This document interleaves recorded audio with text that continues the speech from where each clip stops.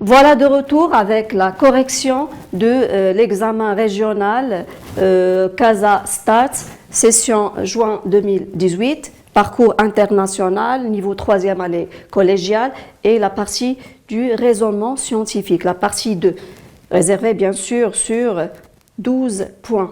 Donc, toujours, il faut lire attentivement l'énoncé de chaque exercice et vous allez trouver les réponses dans l'énoncé de l'exercice. Donc, exercice 1, Ahmed qui travaille comme travailleur transportant des marchandises dans le marché de gros se plaint de grandes difficultés à bouger sa jambe droite. Il trouve des problèmes pour bouger sa jambe droite. Il faut signaler la jambe droite. Et de sa sensation de douleur intense dans le bas du dos, c'est-à-dire la zone lombaire.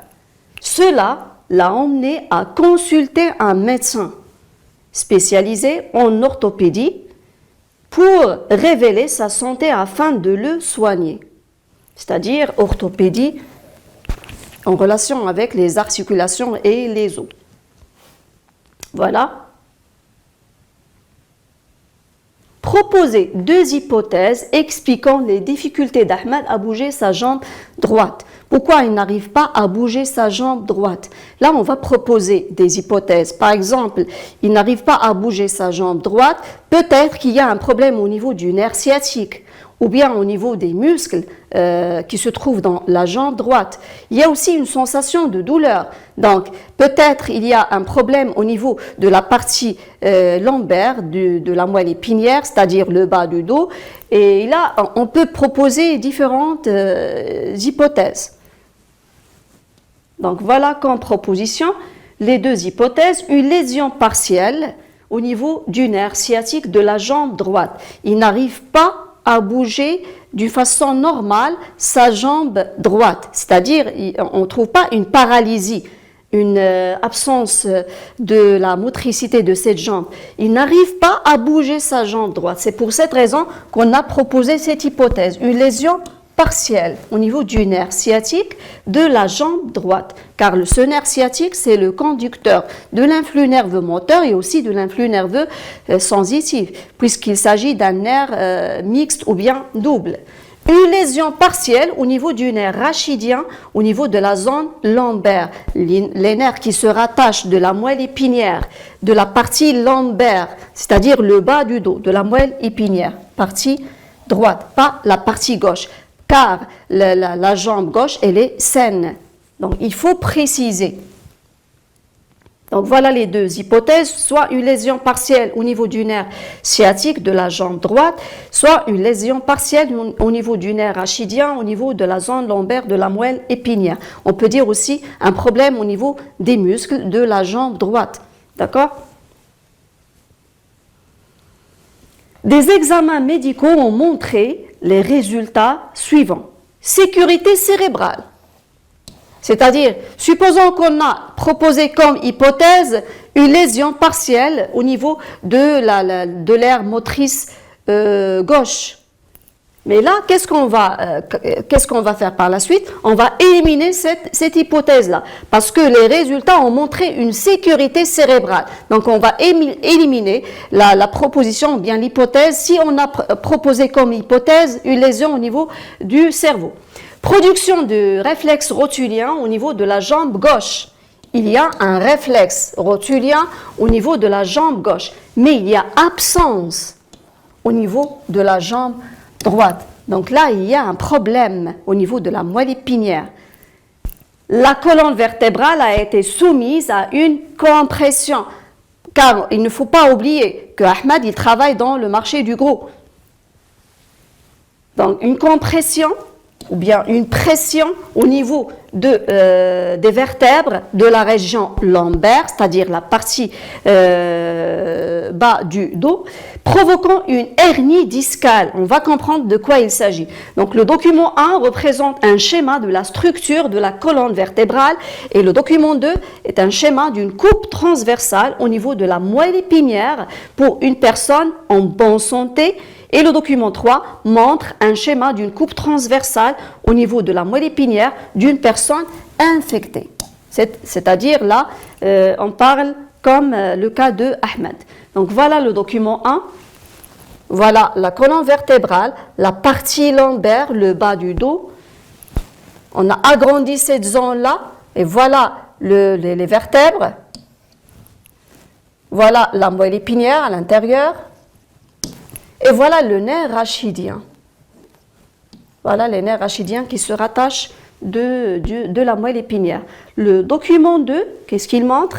Une personne normale avec voilà la moelle épinière au centre avec les deux substances, la substance grise et la substance blanche.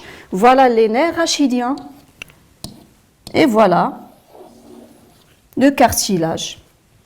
Donc, tout est normal. Passons maintenant au document 3. Si on compare entre cette partie-là et cette partie-là, qu'est-ce qu'on voit? Il y a une certaine différence. Voilà cette zone, qu'est-ce qu'on voit? Une compression du nerf, au niveau du nerf rachidien, partie bien sûr droite. La partie droite, d'accord? Et là, cette partie-là, elle est saine, elle est normale. Pour la personne normale, la personne saine, on voit une position normale du cartilage. Il prend une position normale. Donc là, on peut répondre au problème qu'Ahmed a été soumis. Et là, on voit que le cartilage, au niveau de cette zone-là, il presse. Il presse sous l'effet du poids, parce que Ahmed il travaille dans un marché de gros, et là il presse sur le nerf rachidien. Et qu'est-ce qu'on sait à propos du nerf rachidien? C'est un nerf mixte qui renferme à la fois les fibres nerveuses motrices et les fibres nerveuses sensitives. C'est pour cette raison qu'Ahmed n'arrive pas à bouger d'une façon normale sa jambe droite, et aussi il sent des douleurs au niveau de cette jambe-là. Pourquoi? Tout simplement car il y a une compression au niveau du nerf rachidien. Et là, on a compris l'énoncé de l'exercice et on peut répondre facilement à toutes les questions. Voilà. Voilà la partie, la région lombaire, le cartilage à l'intérieur, les vertèbres, voilà les vertèbres, et le nerf rachidien, et la moelle épinière à l'intérieur de la colonne vertébrale. Voilà le document 2, la personne saine, on voit tout est normal, le cartilage il prend sa position normale à l'intérieur, et la moelle épinière, le nerf rachidien, elle est normale des deux côtés. Mais pour le document 3, qu'est-ce qu'on voit? On voit cette zone-là qui est anormale. Le cartilage, il sort de sa position normale sous l'effet du poids, parce qu'Ahmed, on a dit qu'il travaille dans le marché du gros.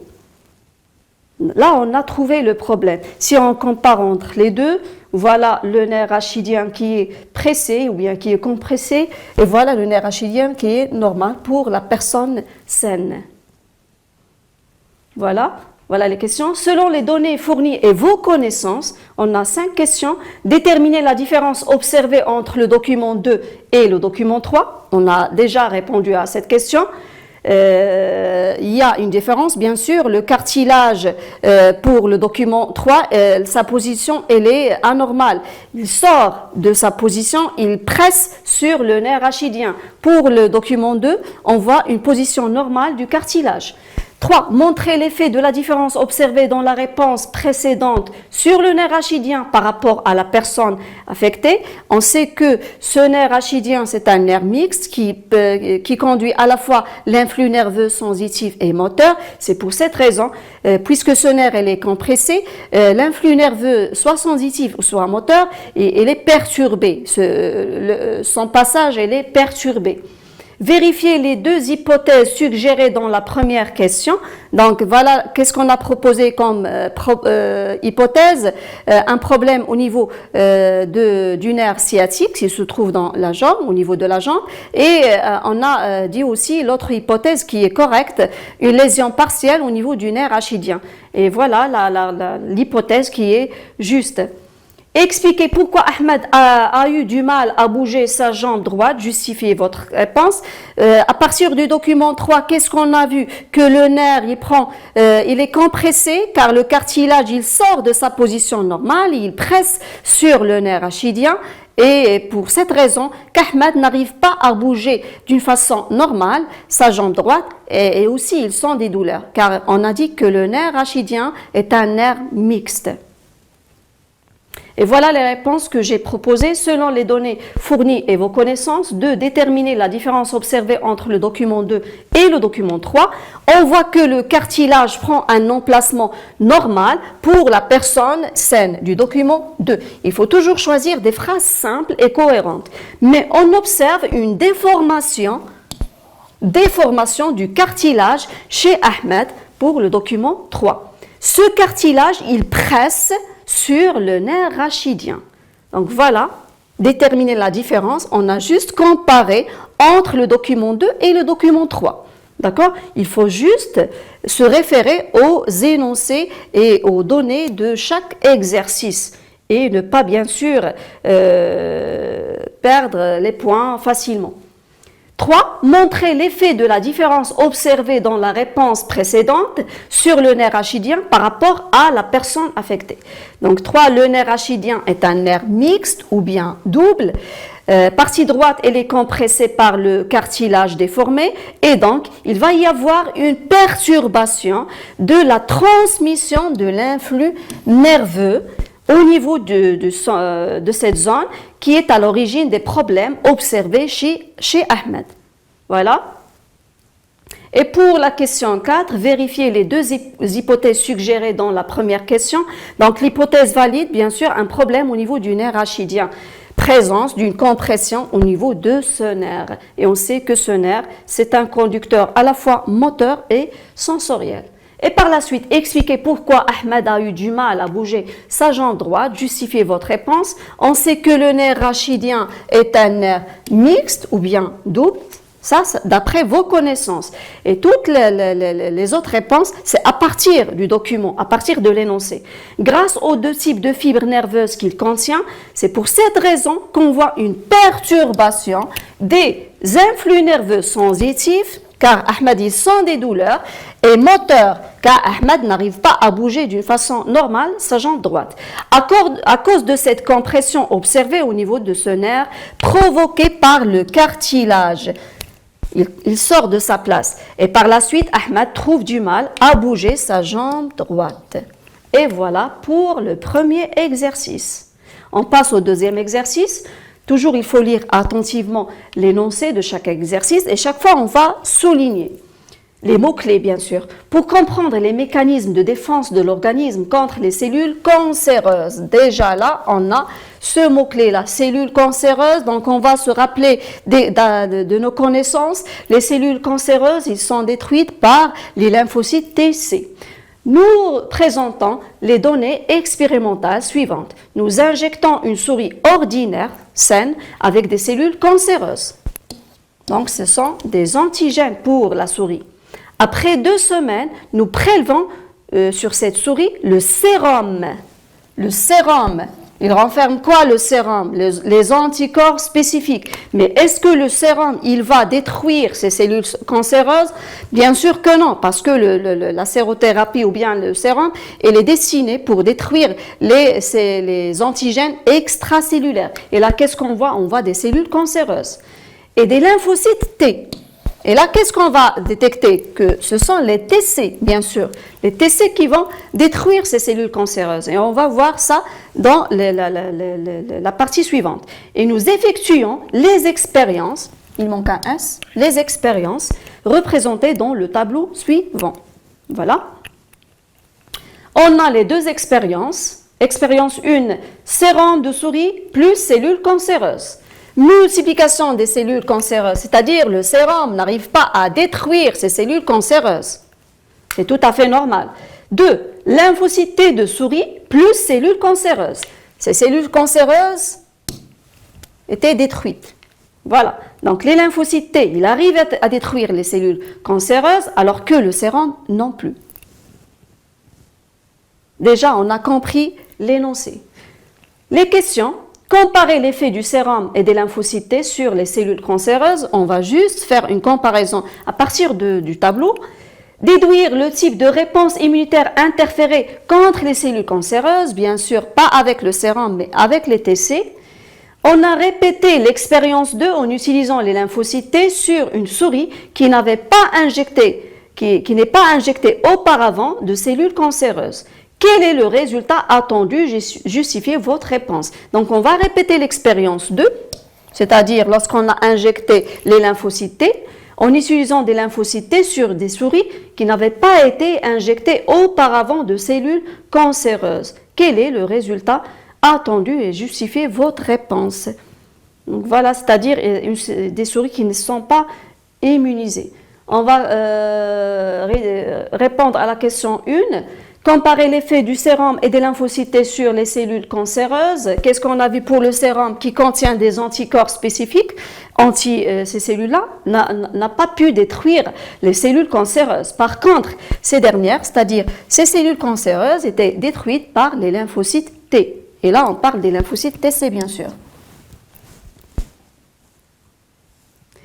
On a répété l'expérience 2 en utilisant des lymphocytes T sur une souris qui n'avait pas injecté auparavant de cellules cancéreuses. Quel est le résultat attendu?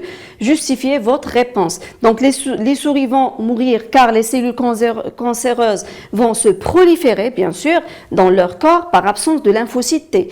Tueurs, les TC, responsables de leur destruction. Et là, qu'est-ce qu'on va conclure à partir de cet exercice-là? On va conclure que les cellules cancéreuses, ils vont être détruits par les lymphocytes TC, les lymphocytes T8 tueurs, et pas avec les anticorps, car les anticorps sont destinés pour détruire les cellules ou bien les antigènes extracellulaires, pas les antigènes endocellulaires ou bien les cellules infectées par ces antigènes ou bien par les cellules cancéreuses, comme on a vu dans ce cas-là.